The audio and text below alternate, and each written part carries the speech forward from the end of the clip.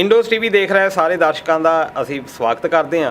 ਤੇ ਦੋਸਤੋ, economical growth ਦੀ ਆਪਾਂ ਗੱਲ ਕਰ ਲਈਏ ਜਾਂ ਮਟੀਰੀਅਲ ਰਿਸੋਰਸਿਸ ਦੀ ਗੱਲ ਕਰ ਲਈਏ, ਦੇਸ਼ ਦੇ ਲਈ ਬਹੁਤ ਜ਼ਿਆਦਾ ਇੰਪੋਰਟੈਂਟ ਹੁੰਦੇ ਆ। ਪਰ ਇਹਨਾਂ ਰਿਸੋਰਸਿਸ ਨੂੰ ਤੇ ਇਹਨਾਂ ਇਕਨੋਮਿਕਲ ਜਿਹੜੀ ਗਰੋਥ ਆ ਇਹਨੂੰ ਬਰਕਰਾਰ ਰੱਖਣ ਦੇ ਲਈ ਮੇਲ ਤੇ ਫੀਮੇਲ ਜਿਹੜਾ ਆ ਬਰਾਬਰ ਦਾ ਹਿੱਸਾ ਪਾਉਣ, ਤਾਂ ਹੀ ਜਿਹੜਾ ਉਹ ਦੇਸ਼ ਆ ਉਹ ਕਾਮਯਾਬ ਹੋ ਸਕਦਾ। ਜੇ ਅਸੀਂ ਪੰਜਾਬ ਖਿੱਤੇ ਦੀ ਗੱਲ ਕਰੀਏ ਕਿ ਅੱਜ ਵੀ ਬਹੁਤ ਸਾਰਾ ਪਛੜੇਵਾਂ ਹੈਗਾ ਆ ਔਰਤਾਂ ਤੇ ਮਰਦਾਂ ਦੇ ਵਿੱਚ।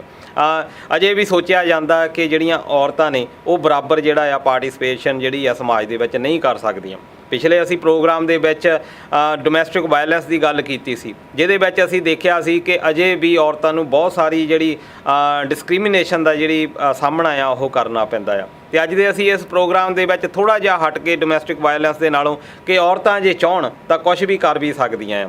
ਯਾਨੀ ਕਹਿਣ ਦਾ ਮਤਲਬ ਹੈ ਕਿ ਇਹ ਹੈਗਾ ਕਿ ਅੱਜ ਦੇ ਜਿਹੜਾ ਪ੍ਰੋਗਰਾਮ ਆ ਉਹ ਅਸੀਂ ਪੋਜ਼ਿਟਿਵ ਦਿਖਾਉਣ ਦੀ ਕੋਸ਼ਿਸ਼ ਕਰਾਂਗੇ ਕਿ ਔਰਤਾਂ ਪਰ ਉਹਨਾਂ ਅੱਗੇ ਵਧਣ ਦੇ ਲਈ ਥੋੜ੍ਹੀ ਜਿਹੀ ਪੋਜ਼ਿਟਿਵ ਜਿਹੜੀ ਥਿੰਕਿੰਗ ਆ ਉਹ ਬਹੁਤ ਜ਼ਰੂਰੀ ਆ। ਤੇ ਅੱਜ ਸਾਡੇ ਨਾਲ ਗੱਲ ਕਰਨ ਦੇ ਲਈ ਜਗਦੀਪ ਸਿੰਘ ਗਿੱਲ ਹੈਗੇ ਆ, ਤੇ ਉਹਨਾਂ ਦੇ ਨਾਲ ਪ੍ਰੋਗਰਾਮ ਦੀ ਸ਼ੁਰੂਆਤ ਜਿਹੜੀ ਆਪਾਂ ਕਰਦੇ ਹਾਂ। ਸਤਿ ਸ਼੍ਰੀ ਅਕਾਲ ਜਗਦੀਪ ਜੀ। ਸਤਿ ਸ਼੍ਰੀ ਅਕਾਲ ਜੀ। ਜਿਵੇਂ ਜਗਦੀਪ ਜੀ ਤੁਸੀਂ ਦੇਖਿਆ ਪਿਛਲੇ ਪ੍ਰੋਗਰਾਮ ਦੇ ਵਿੱਚ ਆਪਾਂ ਗੱਲ ਕੀਤੀ ਸੀ ਡੋਮੈਸਟਿਕ ਵਾਇਲੈਂਸ ਦੀ, ਤੇ ਅੱਜ ਜਿਹੜੀ ਆਪਾਂ ਗੱਲ ਕਰਦੇ ਹਾਂ ਕਿ ਅਸੀਂ ਇੱਕ ਕਹਿ ਦਿੰਦੇ ਹਾਂ ਵੀ ਹੈਗੀ ਤਾਂ ਬਰਾਬਰ ਆ, ਹੈ ਨਾ, ਔਰਤ ਵੀ ਤੇ ਮਰਦ ਵੀ। ਪਰ ਜਦੋਂ ਗੱਲ ਕਰਦੇ ਕਿ ਜੇ ਬਰਾਬਰ ਆ ਤਾਂ ਅਸੀਂ ਉਹਨਾਂ ਨੂੰ ਓਪਰਚੁਨਿਟੀਜ਼ ਵੀ ਪੂਰੀਆਂ ਜਿਹੜੀਆਂ ਦਿੰਦੇ ਆ। ਪਿਛਲੇ ਆਪਾਂ ਪ੍ਰੋਗਰਾਮ ਦੇ ਵਿੱਚ ਗੱਲ ਜਿਹੜੀ ਕੀਤੀ ਸੀ, ਤੇ ਤੁਸੀਂ ਕੀ ਸੋਚਦੇ ਹੋ ਕਿ ਔਰਤਾਂ ਜੇ ਚਾਹੁਣ ਤਾਂ ਅੱਗੇ ਵਧਣ ਦੇ ਲਈ ਕਿੰਨੀ ਕੁ ਸੰਭਾਵਨਾ ਜਿਹੜੀ ਹੈਗੀ ਆ? ਗੱਲ ਇਹ ਆ ਜੀ, ਬਰਾਬਰ ਆਉਣ ਲਈ ਜਾਂ ਬਰਾਬਰ ਕਰਨ ਲਈ ਅੱਜ ਅਸੀਂ 21ਵੀਂ ਸਦੀ ਤੇ ਆ। ਅੱਜ ਅਸੀਂ ਪਿੱਛੇ ਕਿੰਨਾ ਸਫ਼ਰ ਕਰਕੇ ਆਏ ਆ, ਔਰ ਸਾਡੇ ਇਸ ਸਫ਼ਰ ਦੇ ਵਿੱਚ ਸਾਡੇ ਪੁਰਾਣਿਆਂ ਨੇ, ਬਜ਼ੁਰਗਾਂ ਨੇ, ਔਰ ਉਹਨਾਂ ਨੇ ਬਹੁਤ ਯੋਗਦਾਨ ਪਾਇਆ, ਬਹੁਤ ਸਫ਼ਰ ਕੀਤਾ। ਅਸੀਂ ਦੂਰ ਨਾ ਜਾਈਏ, ਆਪਣੇ ਬਜ਼ੁਰਗਾਂ ਨੂੰ ਵੇਖੀਏ। ਜਦੋਂ ਸਾਡੇ ਮਾਤਾ ਪਿਤਾ ਸੀ, ਉਹਨਾਂ ਦੇ ਵਿੱਚ ਕੁਝ ਪਰਸੈਂਟ ਪੜ੍ਹੇ ਲਿਖੇ ਹੁੰਦੇ ਸੀ, ਬਹੁਤੇ ਨਹੀਂ, ਤੇ ਆਪਣੇ ਘਰੇਲੂ ਕੰਮਕਾਜ ਦੇ ਵਿੱਚ ਹੀ ਰੁੱਝੇ ਰਹਿੰਦੇ ਸੀ। ਉੱਥੇ ਵੀ ਉਹ ਇੱਦਾਂ ਨਹੀਂ ਕਿ ਉਹ ਆਪਣਾ ਯੋਗਦਾਨ ਨਹੀਂ ਸੀ ਉਹਨਾਂ ਦਾ। ਚਾਹੇ ਮਰਦ ਖੇਤੀਬਾੜੀ ਕਰਦੇ ਸੀ, ਉਹ ਆਪਣਾ ਘਰ ਦਾ ਕੰਮ ਕਰਦੇ ਸੀ, ਨਾਲ ਉਹਨਾਂ ਨੇ ਉਹਨਾਂ ਦੇ ਨਾਲ ਵੀ ਹੱਥ ਵੰਡਾਉਂਦੇ ਜੀ। ਹੁਣ ਅੱਜ ਦੇ ਯੁੱਗ ਦੇ ਵਿੱਚ ਕੀ ਹੋ ਗਿਆ ਕਿ ਪੜ੍ਹਿਆ ਲਿਖਿਆ ਵਰਗ ਲੋਕਾਂ ਦੇ ਕਹਿਣ ਦੇ ਮੁਤਾਬਕ ਕਿ ਅਸੀਂ ਹੁਣ ਬਰਾਬਰਤਾ ਦੇ ਵਿੱਚ ਪੜ੍ਹਾਈ 'ਚ ਵੀ ਆ ਗਏ ਹਾਂ, ਭਾਵੇਂ ਕਿ ਅਜੇ ਇਹ ਨਾਂ ਦੇ ਮਾਤਰ ਹੀ ਮੈਂ ਕਹੂੰਗਾ। ਜਿੱਥੇ ਜਿਸ ਪੱਧਰ ਤੱਕ ਹੋਣਾ ਚਾਹੀਦਾ, ਜਿਵੇਂ ਆਪਾਂ ਜਿਹੜੇ ਦੇਸ਼ 'ਚ ਬੈਠੇ ਹਾਂ, ਇਹਨਾਂ ਦੇਸ਼ਾਂ 'ਚ ਆਪਾਂ ਵੇਖੀਏ ਤੇ ਇੱਥੇ ਔਰਤ ਦਾ ਔਰ ਮਰਦ ਦਾ ਬਹੁਤ ਜ਼ਿਆਦਾ ਜਿਹੜਾ ਬਰਾਬਰਤਾ ਵਾ। ਅਕਸਰ ਆਪਾਂ ਬਹੁਤੀ ਛੋਟੀ ਜਿਹੀ ਇੱਕ ਉਦਾਹਰਨ ਆ ਕਿ ਜੇ ਕਾਰ ਦੇ ਵਿੱਚ ਹੀ ਬਹਿੰਦੇ ਆ ਤੇ ਇੱਥੇ ਜੇ ਟੈਕਸੀ 'ਚ ਬਹਿੰਦੀ ਆ ਤੇ ਜਿਹੜੀ ਔਰਤ ਆ ਜਾਂ ਹੈਗੀ ਆਪਣਾ ਲੇਡੀ, ਉਹ ਪਹਿਲਾਂ ਬਹਿੰਦੀ ਆ ਔਰ ਅੱਗੇ ਬਹਿੰਦੀ ਆ, ਬੰਦਾ ਪਿੱਛੇ ਬਹਿੰਦਾ। ਉਹਦਾ ਭਾਵੇਂ ਕਿ ਕੋਈ ਇਹਦਾ ਵੱਡਾ ਛੋਟੀ ਆ, ਪਰ ਇੱਕ ਜੇ ਆਪਾਂ ਮੈਂਟਲੀ ਕਹੀਏ ਬਹੁਤ ਵੱਡੀ ਆ। ਔਰ ਇਹ ਰਿਸਪੈਕਟ ਦੀ ਗੱਲ ਆ। ਜਿਹੜੀ ਗੱਲ ਤੁਸੀਂ ਕੀਤੀ ਕਿ ਸ਼ੁਰੂਆਤ ਕਿਵੇਂ ਕੀਤੀ ਜਾ ਸਕਦੀ ਆ, ਸ਼ੁਰੂਆਤ ਇਹ ਹੁਣ ਔਰਤ ਨੂੰ ਵੀ ਸਮਝਣਾ ਪਊਗਾ ਕਿ ਮੈਂ ਬਰਾਬਰ ਆ, ਉਹਨੂੰ ਵੀ ਇਸ ਚੀਜ਼ 'ਚੋਂ ਨਿਕਲਣਾ ਪੈਣਾ। ਨਹੀਂ ਤੇ ਅਕਸਰ ਆਪਾਂ ਇਹ ਗੱਲ ਵੇਖਦੇ ਹੁੰਦੇ ਹਾਂ ਕਿ ਭਾਵੇਂ ਕਿ ਅਸੀਂ ਫੁੱਲ ਅਧਿਕਾਰ ਦੇ ਵੀ ਦਿੰਦੇ ਹਾਂ, ਜੇ ਕਿਸੇ ਨੇ ਬਾਹਰੋਂ ਆਵਾਜ਼ ਦਿੱਤੀ ਤੇ ਔਰਤਾਂ ਅੰਦਰ ਜਾ ਕੇ ਤੇ ਬੰਦੇ ਨੂੰ ਕਹਿੰਦੀਆਂ ਸੀ ਕਿ ਬਾਹਰ ਜਾ ਕੇ ਗੱਲ ਸੁਣੋ। ਜਦ ਕਿ ਹੁਣ ਉਹ ਚੀਜ਼ ਬਿਲਕੁਲ ਬਦਲ ਗਈ ਆ, ਔਰ ਔਰਤ ਨੂੰ ਆਪਣਾ ਜਿਹੜਾ ਯਕੀਨ ਔਰ ਵਿਸ਼ਵਾਸ ਆ ਉਹਨੂੰ ਕਾਇਮ ਕਰਕੇ ਅੱਗੇ ਵਧਣਾ ਚਾਹੀਦਾ। ਕਿਸੇ ਨੇ ਕਿਹਾ ਸੀ ਵੀ ਹੱਕ ਮੰਗਿਆ ਮੂਲ ਨਹੀਂ ਮਿਲਦੇ, ਹੱਕਾਂ ਲਈ ਲੜਨਾ ਪੈਂਦਾ। ਤੇ ਇਹ ਬਹੁਤ ਚੰਗੀ ਗੱਲ ਹੈ ਕਿ ਔਰਤਾਂ ਜਿਹੜੀਆਂ ਆਪਣੇ ਹੱਕਾਂ ਦੇ ਲਈ ਲੜ ਰਹੀਆਂ ਨੇ। ਅਸੀਂ ਜੇ ਪੰਜਾਬ ਦੀ ਗੱਲ ਕਰੀਏ, ਐਜੂਕੇਸ਼ਨ ਸੈਕਟਰ ਦੇ ਵਿੱਚ ਅਜੇ ਵੀ ਬਹੁਤ ਸਾਰੀਆਂ ਸਮੱਸਿਆਵਾਂ ਹੈਗੀਆਂ। ਜੇ ਪਿੰਡ ਦੇ ਵਿੱਚ ਸਕੂਲ 10ਵੀਂ ਤੱਕ ਆ ਤਾਂ ਉੱਥੇ ਦੀਆਂ ਤੁਸੀਂ ਦੇਖ ਲਿਓ ਵੀ ਜਿਹੜੀਆਂ ਕੁੜੀਆਂ ਆ ਉਹ 10ਵੀਂ ਤੱਕ ਹੀ ਪੜ੍ਹਦੀਆਂ। ਜੇ ਉਹ +2 ਤੱਕ ਆ, ਉਹ ਸਿਰਫ ਕੁੜੀਆਂ ਜਿਹੜੀਆਂ ਆ ਮੈਜੋਰਟੀ ਜਿਹੜੀਆਂ ਨੰਬਰਸ ਆ ਉਹ ਸਿਰਫ 12ਵੀਂ ਤੱਕ ਹੀ ਪੜ੍ਹਨਗੀਆਂ। ਜਾਣੀ ਅੱਜ ਵੀ ਡਰਿਆ ਜਾਂਦਾ ਆ, ਕੁਛ ਸੋਸ਼ਲ ਸਿਕਿਉਰਿਟੀ ਦੀ ਵੀ ਘਾਟ ਹੈਗੀ ਆ, ਪਰ ਲੋਕੀ ਅਜੇ ਵੀ ਡਰਦੇ ਨੇ ਕਿ ਅਸੀਂ ਜਿਹੜਾ ਬਾਹਰ ਨਹੀਂ ਕੁੜੀਆਂ ਨੂੰ ਭੇਜਣਾ। ਪਰ ਕਈ ਵਾਰੀ ਅਸੀਂ ਕੁੜੀਆਂ ਨੂੰ ਬਾਹਰ ਭੇਜਦੇ ਹਾਂ ਤੇ ਉਹਦੇ ਸਿੱਟੇ ਜਿਹੜੇ ਕਿੱਦਾਂ ਦੇ ਨਿਕਲਦੇ ਨੇ। ਅੱਜ ਅਸੀਂ ਇਸ ਪ੍ਰੋਗਰਾਮ ਦਾ ਇੱਕ ਅਹਿਮ ਅੰਗ ਜਿਹੜਾ ਬਣਾਉਣਾ ਇਸ ਗੱਲਬਾਤ ਨੂੰ, ਤੇ ਅੱਜ ਉਸ ਅਸੀਂ ਕੁੜੀ ਦੀ ਗੱਲ ਕਰਨੀ ਆ ਜਿਹੜੀ ਕਿ ਮੋਗਾ ਸ਼ਹਿਰ ਤੋਂ ਗਈ ਚੰਡੀਗੜ੍ਹ ਦੇ ਵਿੱਚ, ਤੇ ਉੱਥੇ ਜਾ ਕੇ ਇੱਦਾਂ ਦਾ ਨਾਮ ਨਾ ਖੱਟਿਆ ਹੋਵੇ ਦੁਨੀਆ ਦੇ ਵਿੱਚ।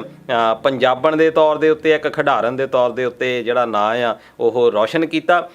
ਤੇ ਉਹਨਾਂ ਦੇ ਨਾਲ ਆਪਾਂ ਗੱਲ ਵੀ ਕਰਾਂਗੇ ਕਿ ਉਹਨਾਂ ਨੂੰ ਕਿੱਦਾਂ ਦੀਆਂ ਸਮੱਸਿਆਵਾਂ ਜਿਹੜੀਆਂ ਆ ਸਾਹਮਣਾ ਜਿਹੜਾ ਉਹਨਾਂ ਦਾ ਕਰਨਾ ਪਿਆ। ਤੇ ਤੁਸੀਂ ਦੋਸਤੋ ਬਹੁਤ ਸਾਰੀਆਂ ਗੱਲਾਂ ਜਿਹੜੀਆਂ ਉਹਨਾਂ ਦੇ ਜੀਵਨ ਤੋਂ ਤੁਸੀਂ ਸਿੱਖ ਸਕਦੇ ਹੋ। ਤੇ ਅੱਜ ਸਾਡੇ ਮੁੱਖ ਮਹਿਮਾਨ ਨੇ ਸਰੋਜ ਸ਼ਰਮਾ ਜੀ। ਸਤਿ ਸ਼੍ਰੀ ਅਕਾਲ ਸਰੋਜ ਜੀ। ਸਤਿ ਸ਼੍ਰੀ ਅਕਾਲ ਵੀਰ ਜੀ, ਬਹੁਤ ਬਹੁਤ ਧੰਨਵਾਦ ਤੁਹਾਡਾ ਮੈਨੂੰ ਇਸ ਇੰਡੋਜ਼ ਟੀਵੀ ਚੈਨਲ ਤੇ ਇਨਵਾਈਟ ਕਰਨ ਲਈ ਜੀ। ਜ਼ਿੰਦਗੀ ਦਾ ਵੇਖਿਆ ਜਾਵੇ ਤਾਂ ਹੈ ਉਤਰਾ ਚੜਾਅ ਤਾਂ ਪਾਰਟ ਆਫ ਲਾਈਫ ਹੈ ਨਾ, ਚੱਲਦਾ ਰਹਿੰਦਾ। ਬਾਕੀ ਮੈਂ ਵੀ ਇੱਕ ਪਿੰਡ ਵਿੱਚ ਜਿੱਦਾਂ ਜੰਮੀ ਪਲੀ ਆ, ਮੇਰੇ ਪਿੰਡ ਦਾ ਨਾਮ ਕੋਟੀ ਸਿੱਖਾਂ ਹੈ ਤੇ ਸਾਨੂੰ ਮੋਗਾ ਡਿਸਟ੍ਰਿਕਟ ਲੱਗਦਾ। ਤੇ ਮੈਂ ਬਹੁਤ ਲਾਈਕ ਇੱਕ ਮਿਡਲ ਕਲਾਸ ਫੈਮਿਲੀ ਤੋਂ, ਮੇਰੀ ਮਦਰ ਪੜ੍ਹੇ ਨਹੀਂ ਸੀ ਤੇ ਪਰ ਮੇਰੇ ਫਾਦਰ 5 ਕਲਾਸਾਂ ਪੜ੍ਹੇ ਸੀ ਪਾਕਿਸਤਾਨ ਤੋਂ। ਉਹਨਾਂ ਦਾ ਉਹ ਜਿੱਦਾਂ ਉਰਦੂ ਦੀਆਂ, ਜਿੱਦਾਂ ਆਪਣੇ ਪੁਰਾਣੇ ਕਹਿੰਦੇ ਪੁਰਾਣੀਆਂ ਪੜ੍ਹੀਆਂ ਲਾਹੌਰੀ, ਅਸੀਂ ਲਾਹੌਰ ਤੋਂ ਆ। 5 ਵੀ ਬੜੀਆਂ ਨਹੀਂ ਹਾਂਜੀ। ਤੇ ਪਰ ਮੇਰੇ ਜਿਹੜੇ ਫਾਦਰ ਸੀ ਭਲੇ ਉਹ 5 ਹੀ ਪੜ੍ਹੇ ਸੀ, ਪਰ ਉਹ ਬੜੇ ਉੱਚੇ ਖਿਆਲਾਂ ਦੇ ਸੀ। ਬਾਕੀ ਜਦੋਂ ਬੰਦਾ ਜਿੱਦਾਂ ਦੀ ਸੁਸਾਇਟੀ 'ਚ ਬਹਿੰਦਾ ਉਦਾਂ ਦਾ ਹੀ ਬਣਦਾ। ਉਹਨਾਂ ਨੇ ਮੈਨੂੰ ਇੱਕ ਐਜ਼ ਏ ਮੁੰਡੇ ਵਾਂਗੂ ਪਾਲਿਆ, ਕਦੇ ਕੁੜੀ ਵਾਂਗੂ ਨਹੀਂ ਪਾਲਿਆ। ਫਿਰ ਉਹਨਾਂ ਨੂੰ ਚੰਗਾ ਲੱਗਿਆ ਕਿ ਮੈਂ ਗੇਮ ਕਰਾਂ। ਮੈਂ ਖੇਤੀਬਾੜੀ ਵੀ ਕੀਤੀ ਵਾਧੂ, ਧਾਰਾਂ ਵੀ ਕੱਢੀਆਂ, ਮੈਂ ਪੱਠੇ ਬਥੇਰੇ ਕੁਤਰੇ, ਠੀਕ ਆ, ਖੇਤਾਂ ਦਾ ਕੰਮ ਕੀਤਾ। ਘਰ ਦਾ ਮੈਨੂੰ ਕੋਈ ਕੰਮ ਆਉਂਦਾ ਨਹੀਂ ਸੀਗਾ। +2 ਤੱਕ ਮੈਂ ਆਪਣੇ ਪਿੰਡ 'ਚ ਹੀ ਰਹੀ। ਫਿਰ ਮੈਂ ਗੇਮ ਕਰਨੀ, ਮੇਰੇ ਫਾਦਰ ਨੇ ਨਾਲ ਜਾਣਾ ਕਰਨਾ, ਸਵੇਰੇ ਮੈਨੂੰ ਲੈ ਕੇ ਜਾਣਾ ਕਰਨਾ ਰਨਿੰਗ ਕਰਨ ਦੇ ਲਈ। ਈਵਨ ਮੇਰਾ ਬ੍ਰਦਰ ਜਦੋਂ ਤੁਸੀਂ ਇਹ ਗੇਮ ਸ਼ੁਰੂ ਕੀਤੀ ਆ, ਉਦੋਂ ਫਾਦਰ ਸਾਹਿਬ ਨੇ ਡਿਸਾਈਡ ਕਰ ਲਿਆ ਵੀ ਇਹਨਾਂ ਨੂੰ ਆਪਾਂ ਗੇਮ 'ਚ ਪਾਉਣਾ, ਜਾਂ ਤੁਹਾਡੇ ਵੀ ਸ਼ੁਰੂ ਤੋਂ ਇੰਟਰਸਟ ਸੀਗੇ? ਮੈਨੂੰ ਜਿਵੇਂ ਨੱਠਣ ਭੱਜਣ ਦਾ ਬਹੁਤ ਸ਼ੌਂਕ ਸੀਗਾ, ਜਾਨੀ ਉਹਨਾਂ ਨੇ ਪਛਾਣਿਆ ਉਸ ਸ਼ੌਂਕ? ਹਾਂ, ਮੈਨੂੰ ਸੀਗਾ ਭੱਜਣ ਨੱਠਣ ਦਾ ਸ਼ੌਂਕ। ਜਿਵੇਂ ਮੈਂ ਮੁੰਡਿਆਂ ਵਿੱਚ ਖੇਡਣਾ, ਆਪਾਂ ਪਹਿਲਾਂ ਲੁਕਣ ਛਿਪੀ ਹੋ ਗਈ ਹਨਾ, ਰੱਸਾ ਕਸ਼ੀ, ਏਦਾਂ ਦੀਆਂ ਮੈਂ ਪਹਿਲਾਂ ਕੀਤੀਆਂ ਹੋਈਆਂ। ਫਿਰ ਉਹਨਾਂ ਨੇ ਦੇਖਿਆ ਕਿ ਇਹ ਬਹੁਤ ਸਟਰੋਂਗ ਜੀ ਆ, ਖਾਣ ਪੀਣ ਮੇਰਾ ਚੰਗਾ ਸੀਗਾ, ਦੁੱਧ ਮਲਾਈਆਂ ਨਾਲ ਪਲੀ ਮੈਂ। ਬਸ ਉਹਨਾਂ ਨੇ ਦੇਖਿਆ, ਫਿਰ ਉਹਨਾਂ ਨੇ ਮੈਨੂੰ ਕਿਹਾ ਕਿ ਤੂੰ ਗੇਮ ਕਰ। ਫਿਰ ਮੈਂ ਪਹਿਲਾਂ ਸਭ ਤੋਂ ਕਬੱਡੀ ਸ਼ੁਰੂ ਕੀਤੀ ਉੱਥੇ ਪਿੰਡ ਵਿੱਚ। ਅੱਛਾ, ਸਰਕਲ ਸਟਾਈਲ ਦਾ? ਨਹੀਂ, ਨੈਸ਼ਨਲ ਸਟਾਈਲ। ਫਿਰ ਮੇਰੇ ਡੈਡੀ ਮੈਨੂੰ ਆਪ ਪ੍ਰੈਕਟਿਸ ਕਰਾਉਂਦੇ ਹੁੰਦੇ ਸੀ, ਕਿੱਦਾਂ ਰੇਡ ਪਾਈਦੀ ਆ। ਮੈਂ 5ਵੀਂ ਕਲਾਸ ਤੋਂ ਮੈਂ ਗੇਮ ਸ਼ੁਰੂ ਕੀਤੀ ਹੋਈ ਹੈ ਵੀਰ ਜੀ। ਅੱਛਾ ਜੀ, ਕੀ ਬਾਤ ਆ, ਬਹੁਤ ਵਧੀਆ। ਤੇ ਫਿਰ ਤੁਸੀਂ ਚੰਡੀਗੜ੍ਹ ਮੂਵ ਹੋ ਗਏ? ਮੈਂ ਫਿਰ +2 ਜਿੱਦਾਂ ਇੱਥੇ ਮੈਂ ਸਟੇਟ ਲੈਵਲ ਤੱਕ ਹੀ ਖੇਡੀ, ਡਿਸਟ੍ਰਿਕਟ ਲੈਵਲ, ਸਟੇਟ ਲੈਵਲ, ਯਾਨੀ ਸਕੂਲ ਗੇਮਸ ਦੇ ਵਿੱਚ। ਹਾਂ, ਫਿਰ ਘਰਦਿਆਂ ਨੇ ਜਿੱਦਾਂ ਮੇਰੇ ਮਦਰ ਨੇ ਤਾਂ ਡਿਸਾਈਡ ਕੀਤਾ ਕਿ ਹੁਣ 12 ਹੋ ਗਈਆਂ, ਬਸ ਅੱਗੇ ਦੇਖੀਏ ਪਿਆਰ ਹਨਾ। ਮੇਰੇ ਡੈਡੀ ਨੇ ਕਿਹਾ ਕਿ ਉਹ ਪੜ੍ਹਨਾ ਚਾਹੁੰਦੀ ਆ, ਮੈਨੂੰ ਉਹਦੇ 'ਤੇ ਯਕੀਨ ਆ ਤੇ ਮੈਂ ਉਹਨੂੰ ਬਾਹਰ ਪਾਉਣਾ ਚਾਹੁੰਦਾ। ਫਿਰ ਉਹਨਾਂ ਨੇ ਫਰੈਂਡ ਨੇ ਵੀ ਕਿਹਾ ਕਿ ਠੀਕ ਆ। ਫਿਰ ਮੈਂ ਚੰਡੀਗੜ੍ਹ ਚਲੀ ਗਈ। ਮੈਨੂੰ ਉੱਥੇ ਜਿੱਦਾਂ ਉਹ ਮੈਨੂੰ ਨਾਲ ਲੈ ਕੇ ਗਏ, ਆਪ ਟਰਾਇਲ ਦਵਾਏ ਤੇ ਮੈਨੂੰ ਸਪੋਰਟਸ ਵਿੰਗ ਵਿੱਚ, ਫਿਰ ਮੈਨੂੰ ਲਾਈਕ ਫ੍ਰੀ ਕੋਟੇ ਵਿੱਚ ਮੈਂ ਪੜ੍ਹੀ ਕਿਉਂਕਿ ਮੇਰਾ ਵਧੀਆ ਸੀਗਾ ਰਿਕਾਰਡ ਸਪੋਰਟਸ 'ਚ। ਫਿਰ ਮੈਂ ਇੱਦਾਂ ਹੀ ਜਿੱਦਾਂ 3 ਸਾਲ ਗਵਰਨਮੈਂਟ ਕਾਲਜ 11 ਵਿੱਚ ਲਾਏ ਚੰਡੀਗੜ੍ਹ। ਤੇ ਪਰ ਮੇਰੇ ਫਾਦਰ ਨੇ ਇੱਕੋ ਹੀ ਗੱਲ ਕਹਿ ਕੇ ਤੋਰਿਆ ਸੀਗਾ ਕਿ ਮੈਂ ਸਾਰਿਆਂ ਦੇ ਨਾਲ ਲੜ ਕੇ, ਪਰਿਵਾਰ ਵਿੱਚ ਵੀ, ਰਿਸ਼ਤੇਦਾਰਾਂ ਦੇ ਵੀ, ਲੋਕਾਂ ਤੋਂ ਵੀ, ਤਾਨਿਆਂ ਤੋਂ ਸੁਣ ਕੇ ਤੈਨੂੰ ਭੇਜ ਰਿਹਾ। ਮੇਕ ਸ਼ੋਰ ਕਿ ਤੂੰ ਇਦਾਂ ਦਾ ਕਦਮ ਨਾ ਚੱਕ ਲਈ ਕਿ ਮੇਰੀ ਮਿੱਟੀ ਪਲੀਤ ਹੋ ਜਾਵੇ, ਜੋ ਪੰਜਾਬੀ 'ਚ ਸਾਡੇ ਕਹਿੰਦੇ ਆ ਕਿ ਮੇਰੀ ਪੱਗ ਨੂੰ ਦਾਗ ਨਾ ਲਾ ਦੀ। ਫਿਰ ਮੈਂ ਮੁੰਡਿਆਂ ਵਾਂਗੂ ਪਾਲਿਆ ਤੇ ਮੁੰਡਾ ਹੀ ਰਹੀ। ਤਾਂ ਮੈਂ ਵੀ ਵੀਰ ਜੀ ਇੰਨੇ ਸਾਲ ਮੈਂ ਉੱਥੇ ਕੱਟਿਆ। ਮੈਨੂੰ ਇਹ ਸੀਗਾ ਕਿ ਜਿਹੜੀ ਇਹ ਜ਼ਿੰਦਗੀ ਇਹ ਬਾਰ-ਬਾਰ ਨਹੀਂ ਆਉਂਦੀ। ਅਸੀਂ ਮਾੜੇ ਚੰਗੇ ਕੰਮਾਂ 'ਚ ਪੈ ਜਾਂਦੇ, ਉਹਦਾ ਪਛਤਾਵਾ ਸਾਨੂੰ ਬਾਅਦ 'ਚ ਹੁੰਦਾ। ਬਟ ਜੇ ਅਸੀਂ ਦੂਜੀ ਨਜ਼ਰੀਏ ਵੇਖੀਏ, ਜੋ ਅੱਜ ਮੈਂ ਹਾਂ ਤੇ ਆਪਣੇ ਫਾਦਰ ਦੀ ਬਦੌਲਤ ਹੀ ਹਾਂ, ਹਨਾ। ਤੇ ਉਹਨਾਂ ਦਾ ਵੀ ਬਹੁਤ ਬਹੁਤ ਧੰਨਵਾਦ ਅਸੀਂ ਕਰਦੇ ਹਾਂ ਕਿ ਤੁਹਾਨੂੰ ਇੱਥੇ ਤੱਕ ਪਹੁੰਚਾਇਆ। ਤੇ ਉਸ ਤੋਂ ਬਾਅਦ ਦੇ ਵਿੱਚ ਆਪਣੀ ਗੇਮ ਬਾਰੇ ਜ਼ਰੂਰ ਦੱਸੋ, ਕਿਹੜੀ ਗੇਮ ਤੁਸੀਂ ਕੀਤੀ? ਮੈਂ ਜਦੋਂ ਜਿਵੇਂ ਕਾਲਜ 'ਚ ਪੜ੍ਹਦੀ ਰਹੀ ਤੇ ਮੈਂ ਉਦੋਂ ਕਬੱਡੀ ਸੀ ਤੇ ਮੈਨੂੰ ਸਾਰੇ ਪਾਸੇ ਪਾ ਦਿੰਦੇ ਸੀ ਕਿ ਉਹਨਾਂ ਨੇ ਕਹਿਣਾ ਇਹ ਚੰਗਾ ਤਗੜਾ ਪਹਿਲਵਾਨ ਕਰਕੇ ਬੋਲਣਾ ਮੈਨੂੰ ਕਿ ਚੰਗੀ ਤਗੜੀ ਕੁੜੀ ਆ। ਮੈਂ ਵੇਟ ਲਿਫਟਿੰਗ ਵੀ ਕੀਤੀ ਹੋਈ ਆ, ਸਾਈਕਲਿੰਗ ਵੀ ਕੀਤੀ, ਕਬੱਡੀ ਕੀਤੀ, ਪਾਵਰ ਲਿਫਟਿੰਗ ਕੀਤੀ। ਪਾਵਰ ਲਿਫਟਿੰਗ 'ਚ ਮੈਂ ਰਿਕਾਰਡ ਬਣਾਇਆ ਸੀ ਯੂਨੀਵਰਸਿਟੀ ਦਾ। ਅੱਛਾ, ਤੇ ਕਿਹੜੀ ਯੂਨੀਵਰਸਿਟੀ ਦਾ? Sorry, Punjab university. ਹਾਂਜੀ, ਮੈਂ ਮਾਸਟਰ ਆਫ ਫਿਜ਼ੀਕਲ ਐਜੂਕੇਸ਼ਨ ਕੀਤੀ ਪੰਜਾਬ ਯੂਨੀਵਰਸਿਟੀ ਤੋਂ, ਕਿਉਂਕਿ ਮੇਰਾ ਸਪੋਰਟਸ ਨਾਲ ਹੀ ਪਿਆਰ ਸੀ ਤੇ ਉਸੇ ਨੂੰ ਹੀ ਮੈਂ ਅੱਗੇ ਲੈ ਗਈ। ਹੋਰ ਕਿਸੇ ਚੀਜ਼ 'ਚ ਮੇਰਾ ਇੰਟਰਸਟ ਨਹੀਂ। ਇਹਦੇ ਵਿੱਚ ਹੀ ਫਿਰ ਇੱਕ ਵਾਰੀ ਜਿੱਦਾਂ ਕਾਲਜ 'ਚ ਆਏ, ਜਿੱਦਾਂ ਚੰਡੀਗੜ੍ਹ ਲੇਕ ਕਲੱਬ ਤੋਂ ਉੱਥੇ ਕੋਈ ਕੋਚ ਹੋਣਗੇ ਆਏ ਕਿ ਕੁੜੀਆਂ ਹੁੰਦੀਆਂ ਕਾਲਜ 'ਚ ਸਪੋਰਟਸ ਦੀਆਂ, ਇਹਨਾਂ ਨੂੰ ਵੀ ਦੱਸਿਆ ਜਾਵੇ ਰੋਇੰਗ ਬਾਰੇ। ਫਿਰ ਉਦੋਂ ਪਹਿਲੀ ਵਾਰੀ ਮੈਂ ਵਰਲਡ ਰਾਫਟਿੰਗ ਇੱਕ ਹੁੰਦੀ ਆ ਇੱਥੇ, ਉਹਨੂੰ ਇਹ ਕਹਿੰਦੇ ਨੇ ਡਰੈਗਨ ਬੋਟ, ਉੱਥੇ ਰਾਫਟਿੰਗ ਹੋਇਆ। ਵਰਲਡ ਚੈਂਪੀਅਨਸ਼ਿਪ ਹੋਈ ਸੀ ਰਿਸ਼ੀਕੇਸ਼ ਹਰਿਦੁਆਰ 2000 'ਚ। ਉਹਦੇ 'ਚ ਲੈ ਕੇ ਗਏ ਸੀ ਮੈਨੂੰ। ਆਈ ਤਾਂ 6th ਪਲੇਸ ਉੱਥੇ, ਪਰ ਮੈਂ ਪਹਿਲੀ ਵਾਰੀ ਬੈਠੀ ਉਦੋਂ ਮੈਨੂੰ ਸਵਿਮਿੰਗ ਵੀ ਨਹੀਂ ਆਉਂਦੀ ਹੁੰਦੀ ਸੀ। ਉਹ ਕਾਫੀ ਡੇਂਜਰਸ ਹੁੰਦੀ, ਜਿਵੇਂ ਪਾਣੀ 'ਚ ਕੋਈ ਡਿੱਗ ਪਊਗਾ ਉਹਨੇ ਰੁੜਨਾ ਹੀ ਆ, ਉਹ ਬਚੂਗਾ ਨਹੀਂ ਕੋਈ ਅੱਗੋਂ। ਉਹਦੇ 'ਚ ਕੀ ਫਿਰ ਇਹਨਾਂ ਨੇ ਦੇਖਿਆ ਕਿ ਇਹ ਕਾਫੀ ਸੋਲਿਡ ਆ। ਫਿਰ ਮੈਨੂੰ ਰੋਇੰਗ 'ਚ ਪਾਤਾ। 3 ਸਾਲ ਕੰਟੀਨਿਊ ਮੈਂ ਬਿਨਾਂ ਸਵਿਮਿੰਗ ਤੋਂ ਰੋਇੰਗ ਕੀਤੀ। ਮੈਂ ਜੁਆਇਨ ਕਰ ਲਈ। ਕਾਫੀ ਮੁਸ਼ਕਲਾਂ ਤਾਂ ਆਈਆਂ ਕਲੱਬ ਜੁਆਇਨ ਕਰਨ ਵਿੱਚ, ਬਟ ਪਰ ਮੈਂ ਜੋ ਵੀ ਇਹ ਧੱਕਾਸ਼ਾਹੀ ਕਰਕੇ ਕਰ ਹੀ ਲਿਆ ਹਨਾ, ਪਿੱਛੇ ਕਿਉਂ ਮੁੜਨਾ ਜਦੋਂ ਇੱਥੇ ਆ ਹੀ ਗਈ। ਜੀ, ਤੇ ਦਰਸ਼ਕਾਂ ਨੂੰ ਦੱਸ ਦਈਏ ਵੀ ਰੋਇੰਗ ਜਿਹੜੀ ਆ ਵੈਸੇ ਪੰਜਾਬੀਆਂ ਦੀ ਗੇਮ ਮੈਨੂੰ ਵੀ ਨਹੀਂ ਪਤਾ ਸੀ, ਅੱਜੇ ਪਤਾ ਲੱਗਾ ਭੈਣ ਜੀ ਹੁਣਾਂ ਤੋਂ ਕਿ ਰੋਇੰਗ ਜਿਹੜੀ ਆ ਕਿਸ਼ਤੀ ਚਾਲਕ ਸ਼ਾਇਦ ਨਾ, ਕਿਸ਼ਤੀ ਚਾਲਕ ਕੇ ਫੜਿਆ ਹੁੰਦਾ ਨਾ, ਤੁਸੀਂ ਦੇਖਿਆ ਹੋਣਾ ਕਿ ਇਦਾਂ ਜਿਹੜੀ ਇਹਦੇ 'ਚ ਬਹੁਤ ਜਾਨ ਲੱਗਦੀ ਤੁਹਾਡੇ ਸਰੀਰ ਦਾ, ਲਾਈਕ ਤੁਹਾਡੇ ਅੱਪਰ ਤੇ ਲੋਅਰ ਪਾਰਟ, ਤੁਹਾਡਾ ਸ਼ੋਲਡਰ ਮੇਕ ਸ਼ੋਰ ਕਿ ਵਾਵਾ ਸਟਰੋਂਗ ਚਾਹੀਦੇ ਆ, ਬੈਕਬੋਨ ਤੁਹਾਡੇ ਸਟਰੋਂਗ ਚਾਹੀਦੇ ਆ। ਕਿ ਬਾਕੀ ਗੇਮਾਂ ਬਸ ਇਹਦੇ 'ਚ ਹੈ ਕਿ ਇਹਦੇ 'ਚ ਸੱਟ ਫੇੜ ਦਾ ਡਰ ਨਹੀਂ ਆ, ਜੇ ਤੁਸੀਂ ਇਹਨੂੰ ਕੰਟੀਨਿਊ ਕਰਦੇ ਹੋ, ਐਕਸਰਸਾਈਜ਼ ਕਰਦੇ ਹੋ, ਤੁਹਾਡੀ ਬੋਡੀ ਸੋਲਿਡ ਰਹਿੰਦੀ ਹੈ। ਇਹ ਨਹੀਂ ਕਿ ਪਾਣੀ 'ਚ ਚਲੇ ਗਏ ਤੇ ਜੀ ਚੱਪੂ ਮਾਰ ਕੇ ਆ ਗਏ, ਪਾਣੀ ਖਿੱਚਣਾ ਵੀ ਬੜਾ ਔਖਾ। ਬਿਲਕੁਲ ਬਿਲਕੁਲ। ਤੇ ਇਹ ਦੱਸੋ ਵੀ ਆਪਣੀਆਂ ਪ੍ਰਾਪਤੀਆਂ ਕੀ ਕੀ ਰਹੀਆਂ ਉਸ ਤੋਂ ਬਾਅਦ? ਮੈਂ ਵੀਰ ਜੀ, ਮੇਰਾ ਫਸਟ ਮੈਡਲ 2001 ਵਿੱਚ ਆਇਆ ਸੀ। ਉਹ ਮੇਰੀ ਪਹਿਲੀ, ਉਦੋਂ ਮੈਂ ਪੰਜਾਬ ਨੂੰ ਰਿਪਰੈਜ਼ੈਂਟ ਕੀਤਾ ਤੇ ਕਲੱਬ ਮੈਂ ਚੰਡੀਗੜ੍ਹ 'ਚ ਹੀ ਪ੍ਰੈਕਟਿਸ ਕਰਦੀ ਸੀ। ਪੰਜਾਬ ਤੇ ਚੰਡੀਗੜ੍ਹ ਦੇ ਕਲੱਬ ਇਕੱਠੇ ਹੀ ਸੀਗੇ, ਜਿੱਦਾਂ ਇੱਕੋ ਲੇਕ ਸੀ ਉੱਤੇ, ਕਿਉਂਕਿ ਇਹ ਸਿਰਫ ਗੇਮ ਰੋਇੰਗ ਚੰਡੀਗੜ੍ਹ 'ਚ ਹੀ ਆ, ਹੋਰ ਕਿਤੇ ਨਹੀਂ ਹੈਗੀ ਗੀ। ਹੁਣ ਵੀ ਰੋਪੜ 'ਚ ਉਹਨਾਂ ਨੇ ਬਣਾਇਆ ਕਲੱਬ, ਪਰ ਉਹ ਸਕਸੈਸਫੁਲ ਨਹੀਂ ਹੋਇਆ ਬਿਕੋਜ਼ ਉੱਥੇ ਪਾਣੀ ਬਹੁਤ ਫਾਸਟ ਆ। ਤੇ ਇਹ ਉੱਥੇ ਲਾਈਕ ਮੈਂ ਪੰਜਾਬ ਨੂੰ ਰਿਪਰੈਜ਼ੈਂਟ ਕਰਕੇ ਉਹਨਾਂ ਦੇ ਕਲੱਬ 'ਚ ਖੇਡ ਕੇ ਚੰਡੀਗੜ੍ਹ ਨੂੰ ਬੀਟ ਕੀਤਾ ਸੀ। ਮੇਰਾ ਪਹਿਲੀ ਵਾਰੀ ਬ੍ਰੌਂਜ਼ ਮੈਡਲ ਆਇਆ ਸੀ ਫਸਟ ਟਾਈਮ, ਉਹ ਸਿੰਗਲ ਸਕਲ ਕੀਤੀ। ਫਿਰ ਉਸ ਤੋਂ ਬਾਅਦ ਜਿੱਦਾਂ ਮੇਰੇ ਕੰਟੀਨਿਊ ਮੈਡਲ ਆਉਂਦੇ ਗਏ, ਫਿਰ ਮੇਰੇ ਕੋਲ ਹੁਣ ਇਸ ਵਕਤ 12 ਮੈਡਲ ਨੈਸ਼ਨਲ 'ਚੋਂ ਆ। ਇੱਕ ਮੈਡਲ ਮੇਰੇ ਕੋਲ ਗੋਲਡ ਮੈਡਲ ਹੈਗਾ, ਉਹ Punjab university inter university all India university ਦਾ, ਸਾਰੀਆਂ ਯੂਨੀਵਰਸਿਟੀਆਂ। ਤੇ ਫਿਰ ਇੱਕ ਸਭ ਤੋਂ ਹਾਈਐਸਟ ਮੇਰੀ ਅਚੀਵਮੈਂਟ 2005 ਵਿੱਚ ਮੈਂ ਏਸ਼ੀਅਨ 'ਚੋਂ ਬ੍ਰੌਂਜ਼ ਮੈਡਲ ਲਿਆਂਦਾ ਸੀ। ਕੀ ਬਾਤ, ਬਹੁਤ ਵਧੀਆ। ਤੇ ਖੈਰ ਦੋਸਤੋ, ਹੁਣ ਤੁਹਾਨੂੰ ਪਤਾ ਲੱਗ ਗਿਆ ਹੋਵੇਗਾ ਕਿ ਜਿਹੜੇ ਸਾਡੇ ਅੱਜ ਦੇ ਸ਼ਖਸ ਹੈਗੇ ਨੇ ਸਰੋਜ ਸ਼ਰਮਾ ਜੀ, ਬਹੁਤ ਵਰਲਡ ਲੈਵਲ 'ਤੇ ਫੇਮਸ ਜਿਹੜੇ ਸਾਡੇ ਖਿਡਾਰਨ ਹੈਗੇ ਨੇ। ਤੇ ਅੱਜ ਅਸੀਂ ਮਾਣ ਮਹਿਸੂਸ ਕਰਦੇ ਹਾਂ ਇੰਡੋਸ ਟੀਵੀ ਦੇ ਵੱਲੋਂ, ਉਹਨਾਂ ਦਾ ਸਵਾਗਤ ਵੀ ਕਰਦੇ ਹਾਂ ਕਿ ਅੱਜ ਸਟੂਡੀਓ ਦੇ ਵਿੱਚ ਆਏ ਆ ਤੇ ਸਾਡੇ ਨਾਲ ਗੱਲਾਂ ਬਾਤਾਂ ਕਰ ਰਹੇ ਆ। ਤੇ ਹੁਣ ਆਪਾਂ ਰੁੱਖ ਜਗਦੀਪ ਗਿੱਲ ਸਾਹਿਬ ਵੀ ਕਰਦੇ ਹਾਂ ਕਿ ਗਿੱਲ ਸਾਹਿਬ, ਆਪਾਂ ਸਰੋਜ ਸ਼ਰਮਾ ਦੀ ਜੇ ਗੱਲ ਆਪਾਂ ਸੁਣੀ ਹੈ, ਜੇ ਉਹਨਾਂ ਦੀਆਂ ਪ੍ਰਾਪਤੀਆਂ ਬਾਰੇ ਗੱਲ ਕੀਤੀ ਹੈ, ਬਿਲਕੁਲ ਬਿਲਕੁਲ, ਪਰ ਇੱਥੇ ਤੱਕ ਪਹੁੰਚਣ ਦੇ ਲਈ ਬੜੀਆਂ ਸਮੱਸਿਆਵਾਂ ਦਾ ਜਿਹੜਾ ਸਾਹਮਣਾ ਕਰਨਾ ਪੈਂਦਾ। ਤੁਸੀਂ ਕੀ ਸੋਚਦੇ ਹੋ? ਤੁਹਾਡੇ ਮਨ ਦੇ ਵਿੱਚ ਆਪਾਂ ਉਹਨਾਂ ਕੋਲ ਵੀ ਜਾਵਾਂਗੇ ਕਿ ਓਪਰਾ ਜਿਹਾ ਦੱਸੋ ਕਿ ਇੱਥੇ ਤੱਕ ਪਹੁੰਚਣਾ ਇੱਕ ਕੁੜੀ ਦੇ ਵਾਸਤੇ, ਕੋਟ ਈਸੇ ਖਾਂ ਤੋਂ ਜਾਣਾ ਚੰਡੀਗੜ੍ਹ, ਪੈਸੇ ਕਹਿੰਦੇ ਹੁੰਦੇ ਆ ਵੀ ਪਿੰਡਾਂ ਵਾਲਿਆਂ ਲਈ ਤਾਂ ਚੰਡੀਗੜ੍ਹ 'ਚ ਹੀ ਰਹਿਣਾ ਬੜਾ ਔਖਾ ਹੋ ਜਾਂਦਾ। ਨਹੀਂ ਜੀ, ਬਿਲਕੁਲ ਤੁਹਾਡੀ ਗੱਲ ਠੀਕ ਹੈ ਦਲਜੀਤ ਜੀ। ਇਹ ਜਿਹੜੀ ਉਹਨਾਂ ਦੀਆਂ ਪ੍ਰਾਪਤੀਆਂ ਨਾ, ਖਾਸ ਕਰਕੇ ਇੱਕ ਕੁੜੀ ਦੀਆਂ ਜੀ, ਇਹਦੇ ਵਿੱਚ ਕੋਈ ਦੋ ਰਹਿਵਾ ਨਹੀਂ ਹੈ ਕਿ ਉਹਨਾਂ ਨੇ ਜਿਸ ਤਰੀਕੇ ਨਾਲ ਸਫ਼ਰ ਕੀਤਾ ਹੋਊਗਾ ਜੀ, ਔਰ ਉਹਨਾਂ ਦੇ ਫਾਦਰ ਸਾਹਿਬ ਨੇ ਉਹਨਾਂ ਨੂੰ ਇੱਕ ਬੇਟਾ ਬਣਾ ਕੇ, ਉਦਾਹਰਨ ਫਿਰ ਬੇਟੇ ਦੀ ਦਿੱਤੀ ਆ ਕਿ ਇੱਕ ਬੇਟਾ ਬਣਾ ਕੇ, ਇਹਦਾ ਮਤਲਬ ਵੀ ਫਰਕ ਤੇ ਹੈਗਾ ਹੈ। ਸਹੀ ਹੈ। ਤੇ ਬੇਟੇ ਨੂੰ ਅਸੀਂ ਅਕਸਰ ਸਮਝਦੇ ਹਾਂ, ਹਾਲਾਂਕਿ ਅੱਜ ਦੀ ਤਰੀਕ ਦੇ ਵਿੱਚ ਵੀ ਆਪਾਂ ਵੇਖੀਏ ਕਿ ਉੱਥੇ ਬੇਟਿਆਂ ਨੇ ਨਸ਼ਿਆਂ ਦੇ ਵਿੱਚ ਜਾਂ ਕਾਫੀ, ਮੈਂ ਅੱਜ ਸਮਝਦਾ ਕਿ ਪਿਓ ਦੀ ਪੱਗ ਮੁੰਡੇ ਨੇ ਰੋਲੀ ਆ। ਹਾਂ, ਮੁੰਡੇ ਰੋਲੀ ਆ। ਜੇ ਆਪਾਂ ਰਿਜ਼ਲਟ ਦੀ ਗੱਲ ਕਰ ਲਈਏ, ਚਾਹੇ ਉਹ 10ਵੀਂ ਦਾ ਕਰ ਲਈਏ, +2 ਜਾਂ ਮੈਰਿਟ ਦੇਖ ਲਈਏ, ਯੂਨੀਵਰਸਿਟੀ ਜਿਹੜੀ ਮਰਜ਼ੀ ਯੂਨੀਵਰਸਿਟੀ ਕੋਈ ਚੁੱਕ ਕੇ ਵੇਖ ਲਓ ਤੁਸੀਂ, ਪਹਿਲੀਆਂ ਜਿਹੜੀਆਂ ਪੋਜੀਸ਼ਨਸ ਆ ਮੁੰਡਾ ਕੋਈ ਦੀਦਾ ਹੁੰਦਾ ਟਮਾਟਾ। ਬਿਲਕੁਲ ਤੁਹਾਡੀ ਗੱਲ ਠੀਕ ਹੈ। ਫਿਰ ਦੂਜੀ ਗੱਲ ਇਹ ਵੇਖੋ ਕਿ ਐਜ਼ ਏ ਫਾਦਰ, ਮੇਰੀ ਵੀ ਬੇਟੀ ਆ, ਮੈਂ ਇਹ ਸਮਝਦਾ ਕਿ ਜਿੰਨਾ ਤੁਹਾਡੇ ਉਹਦੇ ਨਾਲ, ਬੇਟੀ ਦੇ ਨਾਲ ਅੰਡਰਸਟੈਂਡਿੰਗ ਆ, ਬੇਟੀ ਤੁਹਾਨੂੰ ਮੈਨੂੰ ਘਰ ਜਾਂਦੇ ਹੋ ਉਹ ਪੁੱਛਦੀ ਆ ਕਿ ਪਾਪਾ ਅੱਜ ਤੁਸੀਂ ਖਾਣਾ ਖਾਧਾ ਜਾਂ ਕਿੱਦਾਂ, ਇਹ ਚੀਜ਼ਾਂ ਸਾਡੇ 'ਚ ਵੀ ਸੀ ਉਦੋਂ ਤੁਰੀਆਂ ਵਧੀਆਂ, ਪਰ ਅਸੀਂ ਇਗਨੋਰ ਕਰਕੇ ਜਦੋਂ ਬਾਹਰ ਸਮਾਜ 'ਚ ਗੱਲ ਕਰਦੇ ਹਾਂ ਕਿ ਅੱਗੇ ਜੀ ਸਾਡੀ ਜਿਹੜੀ ਪੀੜ੍ਹੀ ਦਰ ਪੀੜ੍ਹੀ ਨਾਂ ਜਿਹੜਾ ਵਾ ਉਹ ਮੁੰਡਾ ਹੀ ਲੈ ਕੇ ਜਾਂਦਾ, ਮੁੰਡੇ ਦੇ ਨਾਲ ਹੀ ਖਾਨਦਾਨ ਚੱਲਦਾ, ਜਦ ਕਿ ਇਹ ਚੀਜ਼ਾਂ ਜਿਹੜੀਆਂ ਵਾ ਇਸ ਚੀਜ਼ 'ਚੋਂ ਹੁਣ ਸਾਨੂੰ, ਅਸੀਂ ਤਾਂ ਬਾਹਰ ਆ ਹੀ ਗਏ ਔਰ ਇਹ ਉਦਾਹਰਨ ਸਾਡੇ ਸਾਹਮਣੇ ਆ। ਬਿਲਕੁਲ, ਇਹ ਲੋਕਾਂ, ਉਹਨਾਂ ਨੂੰ ਬੜੀ ਵੱਡੀ ਮਿਸਾਲ ਆ, ਜਿਹੜਾ ਲੋਕਾਂ ਨੇ ਅਜੇ ਵੀ ਉਹ ਦਿਲ 'ਚੋਂ ਨਹੀਂ ਕੱਢੀਆਂ। ਉਹਨਾਂ ਨੂੰ ਵੇਖਣਾ ਚਾਹੀਦਾ ਕਿ ਜੇ ਛੋਟੇ ਜਿਹੇ ਪਿੰਡ ਤੋਂ, ਅਸੀਂ ਵੀ ਸਾਰੇ ਸਧਾਰਨ ਪਰਿਵਾਰ ਤੋਂ ਹੀ ਆ, ਔਰ ਇਹ ਸਧਾਰਨ ਪਰਿਵਾਰ ਤੋਂ ਇੱਕ ਸਪੋਰਟਸਮੈਨ ਬਣ ਕੇ ਔਰ ਕਿੰਨੇ ਵੱਡੇ ਲੈਵਲ ਦੇ ਉੱਤੇ ਜਾ ਕੇ ਮੈਡਲ ਲਏ, ਉੱਥੇ ਜਾ ਕੇ ਕੋਚਸ ਦੇ ਨਾਲ ਮਿਹਨਤ ਕਰਨੀ, ਇਹ ਤੇ ਇਹਨਾਂ ਨੇ ਗਿਣਾ ਦਿੱਤੇ ਨਾ 10 ਮਿੰਟ ਦੇ ਵਿੱਚ। ਇਹ ਸਫ਼ਰ ਜਿਹੜਾ ਵਾ ਇਹਨਾਂ ਦਾ ਸਾਲਾਂ ਦਾ ਹੀ ਲੰਘਿਆ। ਬਿਲਕੁਲ। ਔਰ ਮੈਂ ਵੀ ਥੋੜੀ ਚਿਰ ਗੇਮ ਕੀਤੀ ਆ, ਮੈਨੂੰ ਪਤਾ ਇੱਕ ਗੇਮ ਸਪੋਰਟਸਮੈਨ ਜਿਹੜਾ ਉਹ ਆਪਣਾ ਪੂਰਾ ਟਿਲ ਲਾ ਕੇ ਮਸਾਂ ਪਹਿਲੀਆਂ 5-7 ਦੇ ਵਿੱਚ ਜ਼ੋਰ ਲਾ ਕੇ ਪਹੁੰਚਦਾ, ਫਿਰ ਉੱਥੇ ਸਿਲੈਕਸ਼ਨ ਹੁੰਦੀ ਆ, ਸਿਲੈਕਸ਼ਨ ਤੋਂ ਬਾਅਦ ਫਿਰ ਉੱਥੇ ਜਾ ਕੇ ਮੈਡਲ ਲੈਣਾ।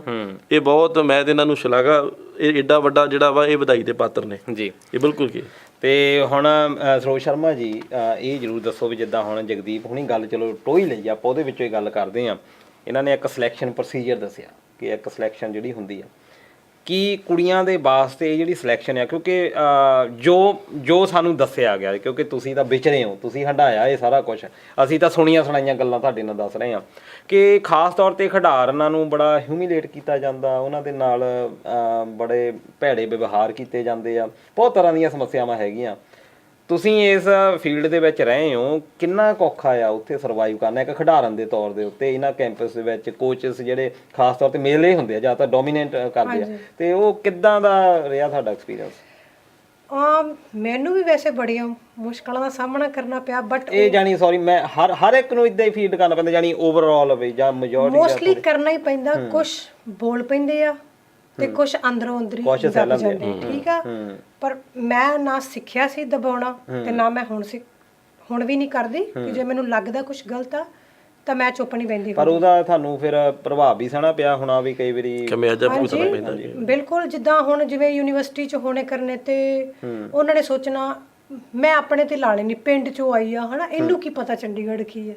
ਇਹ ਵੀ ਇੱਕ ਤਰ੍ਹਾਂ ਦਾ ਡਿਸਕ੍ਰਿਮੀਨੇਸ਼ਨ ਹੈ ਹਨਾ, ਬਈ ਤੁਸੀਂ ਪਿੰਡ ਤੇ ਸ਼ਹਿਰੀ ਦਾ ਇੱਕ ਡਿਸਕ੍ਰਿਮੀਨੇਸ਼ਨ ਹੋਰ ਹੈ ਵੀ ਜੇ। ਕੋਚ ਹੈ ਉਹ ਕੋਈ ਬਾਲੇ ਵੈਲ ਐਜੂਕੇਟਡ ਨਹੀਂ ਹੁੰਦੇ ਇੰਨੇ, ਮੋਸਟਲੀ 10 ਪੜ੍ਹੇ ਹੋਣਗੇ, 12 ਪੜ੍ਹੇ ਹੋਣਗੇ, ਜਿਹੜੇ ਹੁਣ ਦੇ ਕਹਿ ਸਕਦੇ ਹੋ ਤਾਂ ਓਲੰਪੀਅਨ ਬਣ ਗਏ ਆ।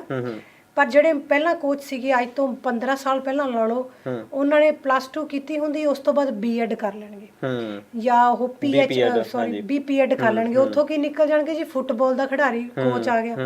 ਉਹਨਾਂ ਦਾ ਲੈਵਲ ਉੱਥੋਂ ਕੁ ਤੱਕ ਹੀ ਹੁੰਦਾ, ਉਹਨਾਂ ਨੇ ਉੱਥੋਂ ਕੁ ਤੱਕ ਹੀ ਸੋਚਿਆ ਹੁੰਦਾ, ਉਹਨਾਂ ਨੇ ਪਹਿਲਾਂ ਵੇਖਿਆ ਹੁੰਦਾ ਸਾਰਾ ਕੁਝ, ਠੀਕ ਆ। ਜਿਵੇਂ ਕੁੜੀਆਂ ਮੰਨ ਲਓ ਕਬੱਡੀ ਦਾ ਕੈਂਪ ਲੱਗ ਜਾਂਦਾ ਹਨਾ, ਲਾਈਕ ਸਿਲੈਕਸ਼ਨ ਹੋ ਜਾਂਦੀ, ਉਹ ਥੋੜਾ ਜਿਹਾ ਗਲਤ ਤਰੀਕੇ ਨਾਲ ਵੀ ਫਿਜ਼ੀਕਲੀ ਵੀ ਅਬਿਊਜ਼ ਕਰਨਾ ਚਾਹੁੰਦੇ ਹੁੰਦੇ ਆ। ਲਾਈਕ ਜਿਵੇਂ ਕੋਈ ਮਿੱਠੀਆਂ ਜੀਆਂ ਗੱਲਾਂ ਮਾਰਨੀਆਂ ਹਨਾ, ਮੈਂ ਇੰਟਰ ਯੂਨੀਵਰਸਿਟੀ ਦਾ ਕੈਂਪ ਹੈ, ਉਹਦੇ 'ਚ ਮੈਂ ਵਾਈਸ ਪ੍ਰੈਜ਼ੀਡੈਂਟ ਆ ਜਾਂ ਤੇਰੀ ਸਿਲੈਕਸ਼ਨ ਪੱਕਾ ਹੋ ਜੂਗੀ, ਕਹਿਣ ਤੋਂ ਭਾਵ ਕਿ ਉੱਥੇ ਵੀ ਲਾਈਕ ਫਿਜ਼ੀਕਲੀ ਬਲੈਕਮੇਲ ਵੀ ਹੁੰਦਾ। ਇਦਾਂ ਦੀ ਗੱਲ ਨਹੀਂ ਹੈ, ਬਟ ਡਿਪੈਂਡ ਹੈ ਕਿ ਮੈਂ ਆਪ ਖੁਦ ਵਾਧੂ ਰਿਫਾਈਟ ਕਰਨੀ, ਮੈਨੂੰ ਕੋਈ ਸ਼ਰਮ ਨਹੀਂ ਮਹਿਸੂਸ ਹੁੰਦੀ ਕਿ ਮੇਰੇ ਨਾਲ ਕੁਝ ਜੇ ਗਲਤ ਹੋਇਆ ਤੇ ਮੈਨੂੰ ਉੱਥੇ ਕੋਈ ਬੋਲਣਾ ਪਿਆ, ਮੈਨੂੰ ਮਾਣ ਹੁੰਦਾ ਆਪਦੇ ਆਪ ਤੇ ਮੈਂ ਬੋਲੀ।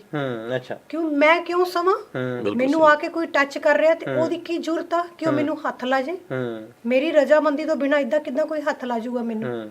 ਮੇਰੇ ਨਾਲ ਵੀ ਹੋਇਆ, ਜਿੱਦਾਂ ਕੋਚ ਜੀ ਇਦਾਂ ਹੋ ਜੂ ਇਦਾਂ ਹੋ ਜੂ, ਤੇ ਮੈਂ ਜਿੱਦਾਂ ਸ਼ਰੇਆਮ ਫਾਈਟ ਕੀਤੀ, ਉਹਦਾ ਚਪੇੜਾ ਵੀ ਲਾਈਆਂ, ਥਾਣੇ ਵਿੱਚ ਵੀ ਭੇਜਿਆ, ਮੈਨੂੰ ਕੋਈ ਸ਼ਰਮ ਨਹੀਂ ਮਹਿਸੂਸ ਹੋਈ। ਯਾਨੀ ਮੈਡਲ ਦਾ ਤੁਹਾਡਾ ਉਹ ਵੀ ਇੱਕ ਆਇਆ, ਉਹ ਦੱਸੀ ਨਹੀਂ ਪ੍ਰਾਪਤੀ ਤੁਸੀਂ? ਇਹ ਵੀ ਪ੍ਰਾਪਤੀ ਵੱਡੀ ਪ੍ਰਾਪਤੀ ਹੈ। ਤੋਂ ਭਾਵ ਕਿ ਜੋ ਲੋਕੀ ਸਮਝਦੇ ਹਾਂਜੀ ਬੇਇੱਜ਼ਤੀ ਹੋ ਗਈ ਕੁੜੀ ਦੀ, ਇਦਾਂ ਉਹ ਬੇਇੱਜ਼ਤੀ, ਮੈਂ ਇਹਨੂੰ ਬੇਇੱਜ਼ਤੀ ਨਹੀਂ ਮੰਨਦੀ। ਇਹ ਜੇ ਅਸੀਂ ਆਪਣੇ ਇਹਦਾ ਪ੍ਰਾਊਡ ਆ, ਇਹਦਾ ਸੈਲਫ ਰਿਸਪੈਕਟ ਆ। ਇੱਥੇ ਵੀ ਇਦਾਂ ਦੀ ਸਿਚੁਏਸ਼ਨ ਆ। ਤੁਹਾਨੂੰ ਕੀ ਲੱਗਦਾ ਕਿ ਜੇ ਅਸੀਂ ਬਾਹਰ ਬੈਠੇ ਆ ਤੇ ਲੋਕੀ ਸਾਡੇ ਬਾਰੇ ਚੰਗਾ ਸੋਚਦੇ ਆ? ਮੇਰਾ ਇੱਥੇ ਵੀ ਬੜਾ ਐਕਸਪੀਰੀਅੰਸ ਹੋ ਗਿਆ 10 ਸਾਲਾਂ 'ਚ ਜੀ। ਜਾਣੀ ਅਸੀਂ ਆਸਟ੍ਰੇਲੀਆ ਆ ਗਏ ਪਰ ਅਸੀਂ ਦਿਮਾਗ ਉਹੀ ਚੱਕ ਕੇ ਲੈ, ਉੱਥੇ ਉਹ ਮੈਂਟੈਲਿਟੀ ਇਦਾਂ ਹੈ ਜੀ, ਮੈਂ ਤੁਹਾਡੇ ਨਾਲ ਬੈਠੀ ਆ ਤੇ ਮੈਂ ਤੁਹਾਡੇ ਨਾਲ ਖੁੱਲ ਕੇ ਗੱਲ ਕਰ ਰਹੀ ਆ, ਤੁਹਾਡੇ ਦਿਮਾਗ 'ਚ ਇਹ ਆਉਣਾ ਜੀ ਇਹ ਤਾਂ ਇਦਾਂ ਹੀ ਆ। ਇਦਾਂ ਕਿਉਂ? ਜੇ ਮੈਂ ਅੱਜ 10 ਬੰਦਿਆਂ 'ਚ ਵਿਚਰ ਰਹੀ ਆ, ਇਹਦਾ ਮਤਲਬ ਕਿ ਮੈਂ ਕਰੈਕਟਰਲੈਸ ਆ। ਉਹ ਇੱਥੇ ਵੀ ਬੜਿਆਂ ਦੇ ਬੰਦ ਕਰਨੇ ਪੈਂਦੇ ਆ। ਮੈਂ ਇੱਥੇ ਦਲਜੀਤ ਜੀ ਨਾਲ ਤੁਹਾਡੇ ਇੱਥੇ ਗੱਲ ਇਹਨਾਂ ਦੀ ਡਿਸਕਸ਼ਨ ਦੇ ਵਿੱਚ ਇਹ ਗੱਲ ਜੋੜਾ, ਕਿਉਂਕਿ ਜਿਹੜੀ ਗੱਲ ਇਹਨਾਂ ਨੇ ਆਪਣੀ ਵੇਖਿਆ ਨਾ ਕਿ ਮਾਨਸਿਕ ਸਮੱਸਿਆਵਾਂ ਦਾ ਜਿਹੜਾ ਸਾਹਮਣਾ ਉਹ ਇੱਕ ਖਿਡਾਰਨ ਨੂੰ ਤੇ ਕਰਨਾ ਹੀ ਪੈਂਦਾ, ਇੱਕ ਜਿਹੜੀ ਉੱਦਾਂ ਕੁੜੀ ਆ ਉਹਨੂੰ ਵੀ ਕਰਨਾ ਪਿਆ, ਇਹਨਾਂ ਨੂੰ ਵੀ ਕਰਨਾ ਪਿਆ। ਇਹਨਾਂ ਨੇ ਇਹ ਦੱਸਿਆ ਵੀ ਉੱਥੇ ਤੇ ਮੈਨੂੰ ਕਰਨਾ ਪੈਂਦਾ ਸੀ, ਇੱਥੇ ਆ ਕੇ ਜਦੋਂ ਤੁਸੀਂ ਇੱਥੇ ਪਲੇਅਰ ਐਜ਼ ਏ ਪਲੇਅਰ ਕਿਉਂਕਿ ਇੱਥੇ ਵੀ ਆ ਕੇ ਇਹਨਾਂ ਨੇ ਸ਼ੁਰੂ ਕਰ ਲਿਆ, ਇੱਥੇ ਵੀ ਤੁਸੀਂ ਆਉਣਾ, ਇਸ ਗੱਲ ਦੇ ਵਿੱਚ ਆਉਣਾ। ਪਰ ਉੱਥੇ ਮੈਂ ਇਹ ਗੱਲ ਜਾਣਨੀ ਚਾਹੁੰਦਾ ਜੀ, ਮੈਨੂੰ ਹੁਣ ਤੁਹਾਡੀ ਗੱਲ ਦੇ ਵਿੱਚ ਹੋਇਆ, ਉੱਥੇ ਜਦੋਂ ਤੁਸੀਂ ਹੁਣ ਮੈਡਲ ਲੈ ਲੇ, ਇੱਕ ਨਾਂ ਬਣ ਗਿਆ, ਇੱਕ ਸਟੇਟਸ ਬਣ ਜਾਂਦਾ ਬੰਦੇ ਦਾ, ਉਹਦਾ ਇੱਕ ਵੱਖਰਾ ਕੈਟਾਗਰੀ ਵੱਖਰੀ ਹੋ ਜਾਂਦੀ। ਇੱਕ ਬੰਦਾ ਸਫ਼ਰ ਕਰ ਰਿਹਾ, ਉਹ ਉੱਥੇ ਤੱਕ ਪਹੁੰਚਣਾ, ਤੁਸੀਂ ਪਹੁੰਚ ਗਏ ਹੋ। ਉਦੋਂ ਜਦੋਂ ਤੁਸੀਂ ਪਹੁੰਚ ਗਏ ਆ, ਉੱਥੇ ਤੱਕ ਚੱਲ ਗਿਆ, ਉਦੋਂ ਫਿਰ ਤੁਹਾਡੇ ਜਿਹੜੇ ਆਲੇ ਦੁਆਲੇ ਦੇ ਵਿੱਚ ਸੀ, ਕੀ ਉਹਨਾਂ ਦਾ ਰਵੱਈਆ ਚੇਂਜ ਹੋ ਗਿਆ? ਕਿਉਂਕਿ ਤੁਸੀਂ ਬਿਲਕੁਲ ਜਦੋਂ ਮੈਂ ਫਾਈਟ ਕੀਤੀ ਤਦ ਤੱਕ ਉਹ ਖੜਦਾ ਹੀ ਨਹੀਂ ਸੀ ਨਾਲ ਹਨਾ, ਪਰ ਮੇਰੇ ਹਾਲੇ ਵੀ ਲਿੰਕ 'ਚ 2-3 ਜਿੱਦਾਂ ਮੁੰਡੇ ਫਰੈਂਡ ਆ ਮੇਰੇ ਹਜੇ ਵੀ ਹੈਗੇ ਆ ਕਿ ਜਿਨ੍ਹਾਂ ਨੇ ਮੈਨੂੰ ਬੜਾ ਸਪੋਰਟ ਕੀਤਾ। ਮੈਂ ਇੱਕ ਮਿਡਲ ਕਲਾਸ ਫੈਮਿਲੀ ਤੋਂ ਸੀ ਜੀ, ਤੇ ਜ਼ਰੂਰੀ ਨਹੀਂ ਹੁੰਦਾ ਜਿਹੜਾ ਕੋਈ ਮੁੰਡਾ ਤੁਹਾਡਾ ਫਰੈਂਡ ਹੈ ਉਹ ਗਲਤ ਹੀ ਹੋਊਗਾ ਜੀ। ਬਿਲਕੁਲ 3 ਮੁੰਡੇ ਹਜੇ ਸਟਿਲ ਲਾਈਕ ਅਸੀਂ 15-16 ਸਾਲਾਂ ਤੋਂ ਗੁੱਡ ਫਰੈਂਡ ਆ, ਅਗਲੇ ਬਾਲ ਬੱਚਿਆਂ ਵਾਲੇ ਹਨਾ, ਕੋਈ ਅਮਰੀਕਾ ਬੈਠਾ, ਕੋਈ ਕੈਨੇਡਾ, ਕੋਈ ਇੰਡੀਆ 'ਚ।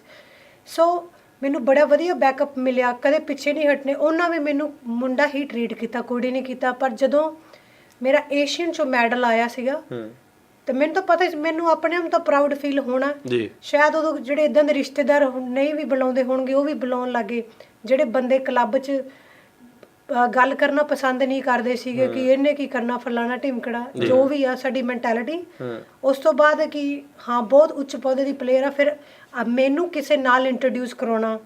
ਉਹਨਾਂ ਵਿੱਚੋਂ ਹੀ ਕਈ ਬੰਦਿਆਂ ਨੇ ਜਿੱਦਾਂ ਮੈਨੂੰ ਕਿਸੇ ਲਾਈਕ ਕਹਿਣਾ ਜੀ ਸਾਡੇ ਡਿਸਟ੍ਰਿਕਟ 'ਚ ਫਲਾਣਾ ਮੰਤਰੀ, ਆਪਾਂ ਇਹਨੂੰ ਉਹਦੇ ਤੋਂ ਓਨਰ ਕਰਵਾਉਣੇ, ਤਾਂ ਮੋਸਟਲੀ ਮੈਨੂੰ ਹਾਫ ਪੰਜਾਬ ਨੇ ਉਦੋਂ ਓਨਰ ਕੀਤਾ ਸੀ, ਜਿਹੜੇ ਪਹਿਲਾਂ ਕਦੇ ਬੁਲਾਉਂਦੇ ਵੀ ਨਹੀਂ ਹੁੰਦੇ ਸੀ। ਮਤਲਬ ਇਹ ਕਹਿਣ ਦਾ ਕਿ ਤੁਸੀਂ 2 ਜਿੱਤਾਂ ਪ੍ਰਾਪਤ ਕੀਤੀਆਂ, ਇੱਕ ਖੇਡਾਂ 'ਚ, ਇੱਕ ਆਪਣੇ ਉਸ ਚੀਜ਼ ਨੂੰ ਰਵੱਈਏ ਨੂੰ ਜਾਂ ਉਹਨਾਂ ਦਾ ਨਜ਼ਰੀਆ ਜਿਹੜਾ ਵਾ ਉਹ ਚੇਂਜ ਕਰ ਲਿਆ। ਬਹੁਤ ਵਧੀਆ।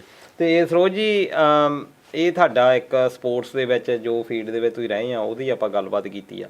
ਤੁਸੀਂ ਏਸ਼ੀਅਨ ਗੇਮਸ ਦੇ ਵਿੱਚੋਂ ਮੈਡਲ ਵੀ ਲੈ ਕੇ ਆਂਦਾ, ਇਹ ਸੁਭਾਵਿਕ ਹੀ ਆ ਵੀ ਤੁਹਾਨੂੰ ਜੌਬ ਜਿਹੜੀ ਆ ਸਪੋਰਟਸ ਕੋਟੇ ਵਿੱਚੋਂ ਮਿਲ ਗਈ ਹੋਣੀ ਆ। ਹਾਂਜੀ। ਕਿਹੜੇ ਡਿਪਾਰਟਮੈਂਟ 'ਚ ਕੀਤੀ ਜੌਬ? ਮੈਨੂੰ ਪੰਜਾਬ ਪੁਲਿਸ 'ਚ ਮਿਲੀ ਸੀ, ਸ਼ਾਹੀ ਜੌਬ ਮਿਲੀ ਤੁਹਾਨੂੰ। ਤੇ ਸ਼ਾਹੀ ਜੌਬ ਦੀਆਂ ਥੋੜ੍ਹੀਆਂ ਆਪਣੀਆਂ ਦੱਸੋ ਬਈ ਉੱਥੇ ਕਿੰਨਾ ਕੁ ਬਿਹੇਵ ਵਧੀਆ ਕੀਤਾ ਜਾਂਦਾ ਪੁਲਿਸ ਦੇ? ਮੈਨੂੰ ਐਜ਼ ਏ ਜਿੱਦਾਂ ਅਸਿਸਟੈਂਟ ਸਬ ਇੰਸਪੈਕਟਰ ਭਰਤੀ ਕੀਤਾ। ਮੈਨੂੰ ਭੁੱਲਰ ਸੀਗੇ ਜਿਹੜੇ ਡੀਜੀਪੀ, ਮਹਿਲ ਸਿੰਘ ਭੁੱਲਰ, ਬਹੁਤ ਵਧੀਆ, ਗ੍ਰੇਟ ਮੈਨ ਸਟਿਲ। ਤੇ ਉਹਨਾਂ ਨੇ ਲਾਈਕ ਮੇਰਾ ਕਾਫੀ ਬੈਕਅਪ, ਕਿਉਂਕਿ ਇੱਕ ਉਹ ਸਾਡੇ ਜਿਵੇਂ ਸਾਡੇ ਵਾਲੇ ਸਾਈਡ ਦੇ ਸੀ, ਸਾਡੇ ਪਾਸੇ ਸੀ, ਪਰ ਸਪੋਰਟਸਮੈਨ ਨੂੰ ਬਹੁਤ ਸਪੋਰਟ ਕਰਦੇ ਹੋ। ਹਾਂ, ਉਹਨਾਂ ਨੇ ਬਹੁਤ ਵਧੀਆ ਸੀ। ਦੇਖੋ ਚੰਗੇ ਮਾੜੇ ਦੁਨੀਆ 'ਚ ਹੈ, ਉਹਨਾਂ ਬਾਰੇ ਲੋਕੀ ਕੀ ਬੋਲਦੇ ਡਜ਼ਨਟ ਮੈਟਰ। ਮੇਰੇ ਨਾਲ ਕਿਸੇ ਦਾ ਰਵੱਈਆ ਸਹੀ ਹੈ, ਮੈਨੂੰ ਠੀਕ ਲੱਗਦਾ, ਮੈਨੂੰ ਕੋਈ ਫਰਕ ਨਹੀਂ ਪੈਂਦਾ ਕਿ ਤੁਹਾਡੇ ਬਾਰੇ ਕੋਈ ਕੀ ਬੋਲਦਾ। ਉਹਨਾਂ ਨੇ ਵਧੀਆ ਕੀਤਾ। ਬਟ ਕਈ ਵਾਰੀ ਹੁੰਦਾ ਕੁਝ ਬੰਦੇ ਇੱਦਾਂ ਦੇ ਹੁੰਦੇ ਆ ਡਿਪਾਰਟਮੈਂਟ 'ਚ ਆ ਜਾਂਦੇ, ਮੰਨ ਲਓ ਮੇਰੇ ਤੋਂ ਇੱਕ ਰੈਂਕ ਕੋਈ ਹਾਇਰ ਹੋ ਗਿਆ, ਉਹ ਮੇਰਾ ਇੰਚਾਰਜ ਲੱਗ ਗਿਆ, ਆ ਕੇ ਕੋਈ ਬੰਦਾ ਸੀਗਾ ਇੱਦਾਂ, ਤੇ ਉਹ ਇੰਚਾਰਜ ਆ ਕੇ ਲੱਗ ਗਿਆ, ਉਹ ਆਰਮੀ 'ਚੋਂ ਉਹਨੂੰ ਲੈ ਕੇ ਪੰਜਾਬ ਪੁਲਿਸ 'ਚ ਆਂਦਾ, ਇੰਸਪੈਕਟਰ ਸੀਗਾ ਉਹ। ਉਹਨੇ ਜਿੱਦਾਂ ਪਰਸਨਲ ਲਾਈਫ 'ਚ ਅਟੈਕ ਕਰਨਾ ਸ਼ੁਰੂ ਕਰਤਾ। ਮੀਨਸ ਦੇਖੋ ਪੁਲਿਸ 'ਚ ਫਾਈਨ, ਮੇਰਾ ਸਿਰਫ ਉੱਥੇ ਕੰਮ ਸਵੇਰੇ ਜੋ ਸਾਡੀ ਪ੍ਰੈਕਟਿਸ ਹੁੰਦੀ ਸੀ ਸਵੇਰੇ 5 ਤੋਂ 8, ਸ਼ਾਮ ਨੂੰ 3 ਤੋਂ 7, ਦੈਟਸ ਇਟ। ਜਾਨੀ ਉੱਥੇ ਵੀ ਤੁਸੀਂ ਸਪੋਰਟਸ ਹੀ ਕਰਦੇ ਸੀ? ਹਾਂ, ਸਪੋਰਟਸ ਹੀ, ਹੋਰ ਕੋਈ ਜੌਬ ਤਾਂ ਮੈਂ ਕਰਦੀ ਹੋਈ ਨਹੀਂ ਸੀ। ਹੁਣ ਜਿਹੜਾ ਬਿਟਵੀਨ ਟਾਈਮ ਆ, ਇਟਸ ਮਾਈ ਲਾਈਫ। ਮੈਂ ਆਪਣੀ ਡਿਊਟੀ ਕਰ ਰਹੀ ਹਾਂ 3-4 ਘੰਟੇ ਸਵੇਰੇ, 3-4 ਘੰਟੇ ਸ਼ਾਮ ਨੂੰ। ਉਸ ਤੋਂ ਬਾਅਦ ਨਾ ਮੈਂ ਤੁਹਾਨੂੰ ਜਾਣਦੀ, ਨਾ ਤੁਸੀਂ ਮੈਨੂੰ ਜਾਣਦੇ।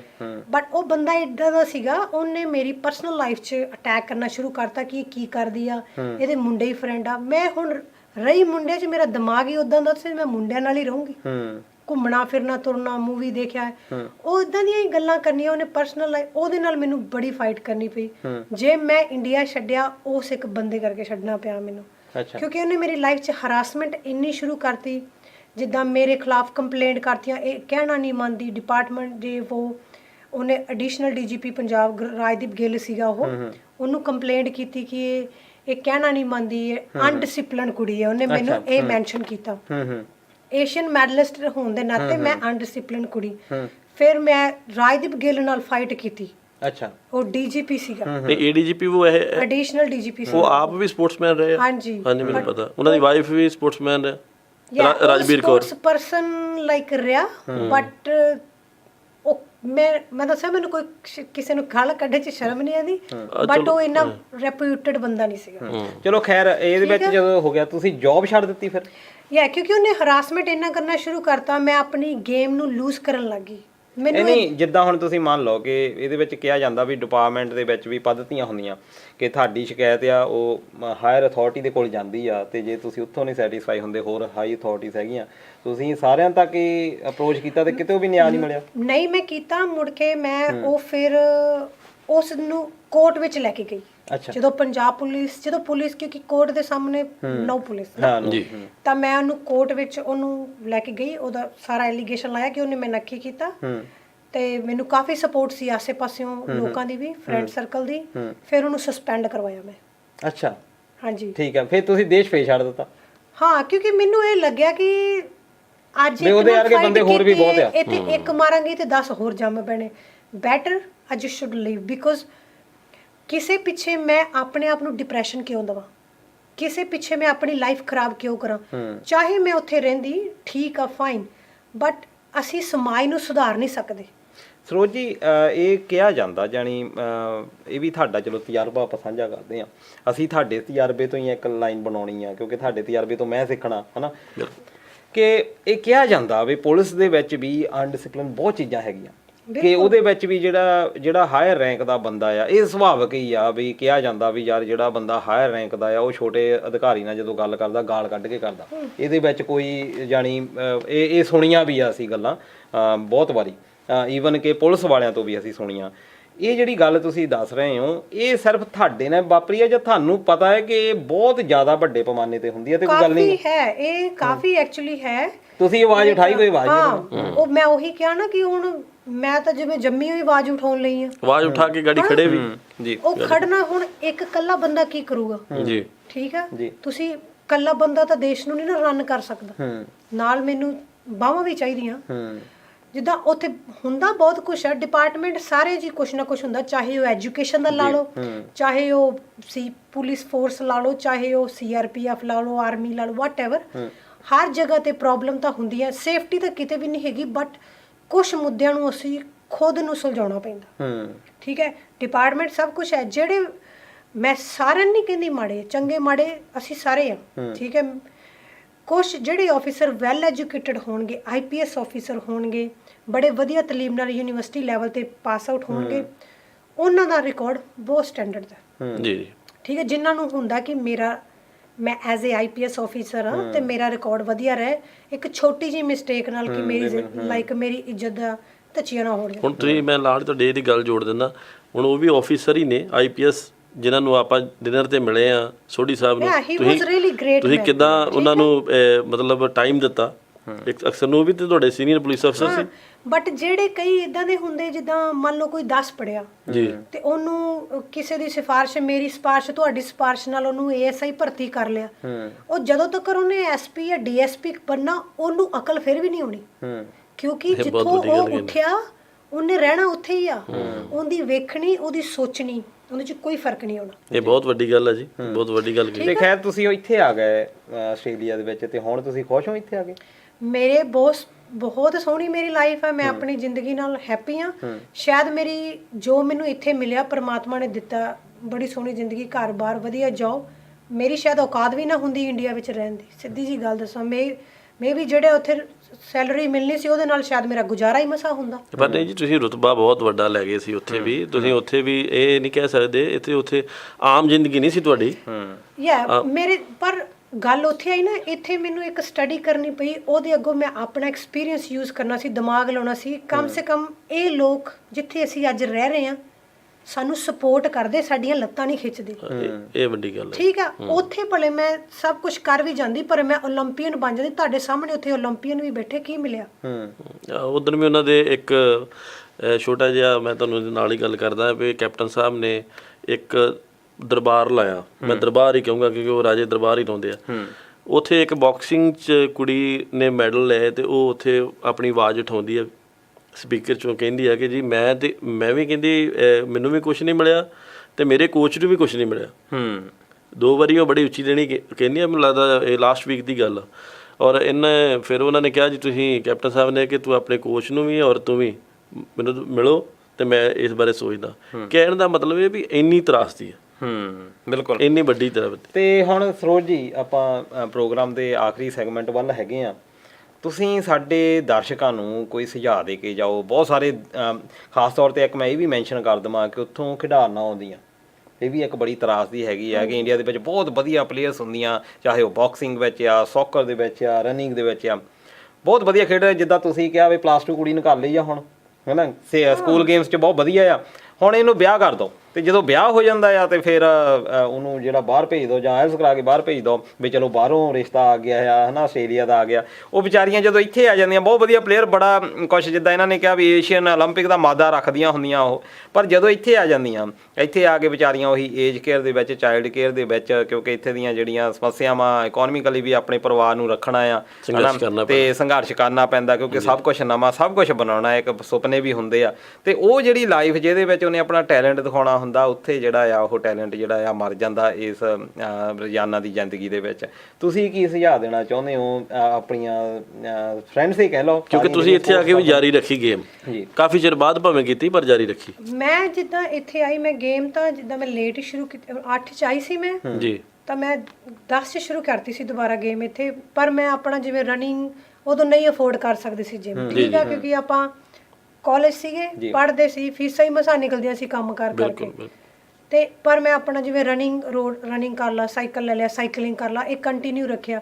ਹਾਂ ਉਹ ਠੀਕ ਹੈ, ਮੇਰੀ ਹੌਬੀ, ਜਿਵੇਂ ਜਦੋਂ ਮੈਂ ਮਰਾਂਗੀ ਇਹ ਚੀਜ਼ਾਂ ਮੇਰੇ ਨਾਲ ਹੀ ਜਾਣਗੀਆਂ। ਤੁਹਾਡਾ ਆਪਣਾ, ਉਹ ਮੇਰੀ ਆਪਣੀ, ਮੈਂ ਆਪਾਂ ਕਿਸੇ ਨੂੰ ਫੋਰਸ ਨਹੀਂ ਕਰਦੇ, ਬਟ ਕੋਈ ਵੀ ਆ, ਜਿਵੇਂ ਮੇਰੇ ਵੀਰ ਭਰਾ ਹੀ ਹੈ, ਜੇ ਮੰਨ ਲਓ ਕਿਸੇ ਸਪੋਰਟਸ ਵਾਲੀ ਕੁੜੀ ਨਾਲ ਵਿਆਹ ਹੋਇਆ, ਥੋੜਾ ਜਿਹਾ ਅੰਡਰਸਟੈਂਡ ਕਰਨ ਕਿ ਇਹਦੀਆਂ ਵੀ ਕੋਈ ਫੀਲਿੰਗਸ ਹੋਣਗੀਆਂ, ਹਨਾ, ਇਹਨੇ ਵੀ ਕੁਝ ਪਹਿਲਾਂ ਕੀਤਾ, ਕਿਉਂਕਿ ਜੇ ਕੋਈ ਜਿਮ ਜਾਣਾ ਚਾਹੁੰਦੀ ਆ ਜਾਂ ਉਹ ਕਹਿੰਦੀ ਆ ਕਿ ਮੈਂ ਫਿੱਟ ਵੀ ਰਹਿਣਾ, ਤੁਸੀਂ ਤੁਹਾਡਾ ਮਾਨਸਿਕ ਸੰਤੁਲਨ ਵੀ ਠੀਕ ਰਹਿੰਦਾ, ਠੀਕ ਹੈ, ਬਿਲਕੁਲ ਸਹੀ, ਜੇ ਉਹ ਫਿੱਟ ਰਹੂਗੀ, ਠੀਕ ਹੈ, ਤੁਹਾਨੂੰ ਵੀ ਉਨੇ ਹੀ ਘੱਟ ਖਰਚੇ, ਕੋਈ ਬਿਮਾਰੀ ਨਹੀਂ ਲੱਗੂਗੀ, ਸਹੀ ਹੈ, ਠੀਕ ਹੈ ਨਾ। ਇੱਕ ਘਰ ਦੇ ਵਿੱਚ ਇੱਕ ਬੰਦਾ ਕੋਈ ਐਕਸਰਸਾਈਜ਼ ਕਰ ਰਿਹਾ, ਉਹ ਤੁਹਾਨੂੰ ਕੋਈ ਮੋਟੀਵੇਸ਼ਨ ਹੀ ਕਰੂਗਾ ਨਾ, ਬੱਚੇ ਅੱਗੇ ਸਿੱਖਦੇ ਆ, ਠੀਕ ਹੈ।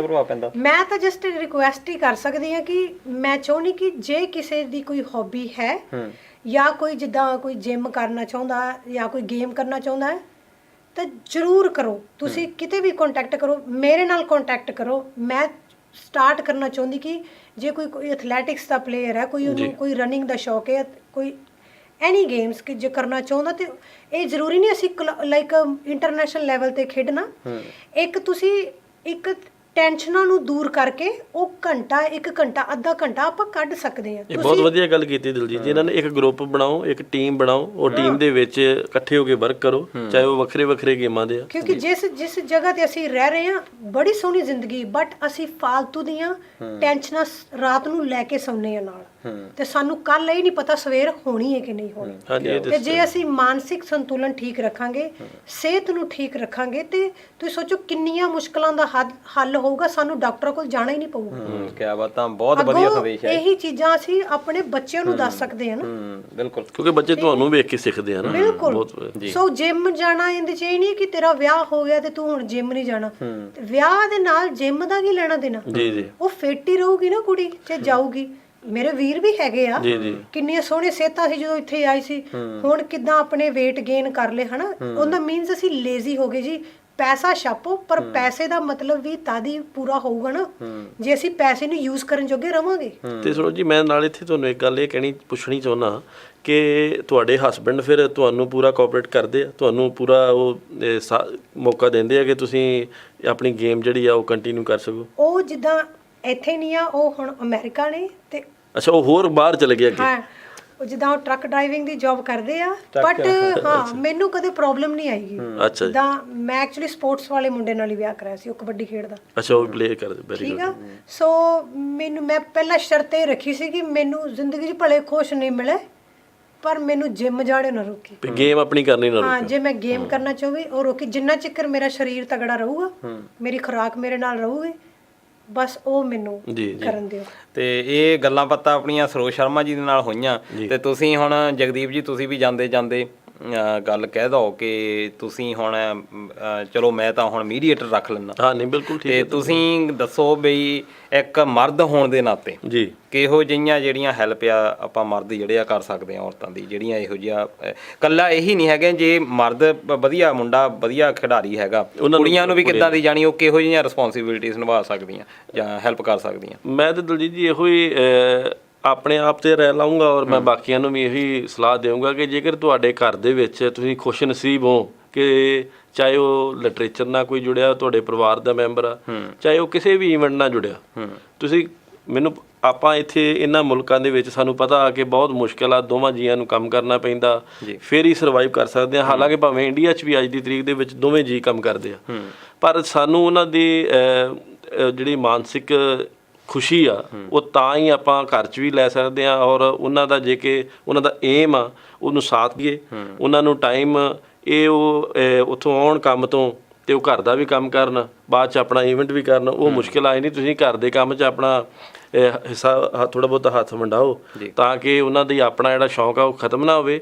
ਦੂਸਰਾ ਇਹ ਆ ਕਿ ਮੈਂ ਉਹਨਾਂ ਕੁੜੀਆਂ ਨੂੰ ਵੀ ਇਹ ਗੱਲ, ਇਹਨਾਂ ਦੇ ਸਾਹਮਣੇ ਸਾਡੇ ਬੜੀ ਵੱਡੀ ਉਦਾਹਰਨ ਆ ਕਿ ਜਿਹੜੀਆਂ ਆਪਣੇ ਮਨ ਨੂੰ, ਆਪਣੀਆਂ ਖੁਆਇਸ਼ਾਂ ਨੂੰ ਮਾਰ ਕੇ ਘਰ ਦੇ ਵਿੱਚ ਸਰੈਂਡਰ ਕਰ ਗਿਆ ਕਿ ਨਹੀਂ ਅਸੀਂ ਹੁਣ ਆਪਣਾ ਸ਼ੌਂਕ ਨਹੀਂ ਕਰ ਸਕਦੀਆਂ, ਉਹਨਾਂ ਨੂੰ ਵੀ ਇੱਕ ਮੈਸੇਜ ਆ ਕਿ ਇਹਨਾਂ ਦੇ ਨਾਲ, ਸਰੋਜ ਜੀ ਦੇ ਨਾਲ ਤੁਸੀਂ ਇੱਕ ਗਰੁੱਪ ਬਣਾ ਕੇ ਇਹਨਾਂ ਦੇ ਨਾਲ ਰਲ ਕੇ ਇੱਕ ਪਲੇਟਫਾਰਮ ਬਣਾਓ, ਔਰ ਆਪਣੇ ਇਸ ਟੈਲੈਂਟ ਨੂੰ ਲਾਈਫ 'ਚ ਤੁਹਾਨੂੰ ਪਹਿਲੀ ਵਾਰੀ ਔਰ ਆਖਰੀ ਵਾਰੀ ਲਾਈਫ ਦਾ ਵਿੱਚ ਮਿਲਣਾ, ਉਹਨੂੰ ਇਸ ਆਪਣੇ ਨੂੰ ਖਤਮ ਨਾ ਕਰੋ। ਜੀ ਤੇ ਦੋਸਤੋ ਇੰਡੋਸ ਟੀਵੀ ਦੇ ਉੱਤੇ ਅੱਜ ਡਿਸਕਸ਼ਨ ਚੱਲ ਰਹੀ ਸੀ ਸਰੋਜ ਸ਼ਰਮਾ ਜੀ ਜਿਹੜੇ ਕਿ ਇੰਟਰਨੈਸ਼ਨਲ ਖਿਡਾਰਨ ਨੇ ਪੰਜਾਬ ਤੋਂ, ਤੇ ਨਾਲ ਆਪਣੇ ਜਗਦੀਪ ਗਿੱਲ ਜੀ, ਤੇ ਬਹੁਤ ਵਧੀਆ ਗੱਲਬਾਤ ਹੋਈ ਆ ਕਿ ਕਿਹੋ ਜਿਹਾ ਆਪਣਾ ਜਿਹੜੀ ਖੇਡ ਆ ਉਹਨੂੰ ਸੁਚਾਰੂ ਰੂਪ ਦੇ ਵਿੱਚ ਤੁਸੀਂ ਰੱਖ ਸਕਦੇ ਹੋ।